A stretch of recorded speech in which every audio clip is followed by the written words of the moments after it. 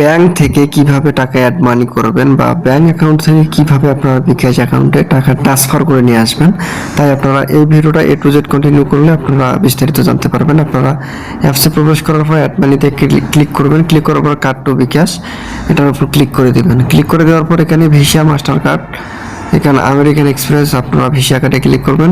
Click করার পর এখানে আপনার আগে কার্ড নাম্বারটা বসাই দেবেন, জাস্ট আমি আগেই দিয়েছি। দেওয়ার পর এখানে পরিমাণটা দিয়ে দিতে হবে। আমি কত টাকা অ্যাড মানি করবো, আমি 3050 টাকা অ্যাড মানি করবো। এগিয়ে যান বাটনে ক্লিক করব।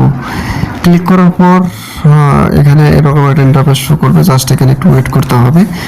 ওয়েট করার পর আপনার যে সিমে আপনার ব্যাঙ্ক অ্যাকাউন্ট ক্রিয়েট করা আছে ওই সিমে একটা আপনার কোড যাবে, কোডটা আপনাকে এখানে বসায় দিতে হবে।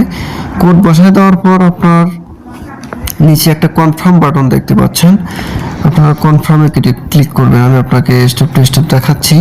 এই যে দেখেন কনফার্ম বাটন, সবুজ কালার, এটার উপর ক্লিক করার সাথে সাথে কিন্তু আপনার বিকাশ, আপনার যে ব্যাঙ্ক অ্যাকাউন্টে যে টাকাটা আছে, যদি পর্যাপ্ত পরিমাণ টাকা থাকে ওরা কিন্তু আপনার সরাসরি বিকাশ অ্যাকাউন্টে চলে আসবে। এই যে দেখুন, আমার কিন্তু আগে ছিল 27 টাকা, এখন আমি 3050 টাকা অ্যাড করলাম বিকাশ অ্যাকাউন্টে, তাহলে কিন্তু আপনার টোটাল 3077 টাকা হয়ে গেল।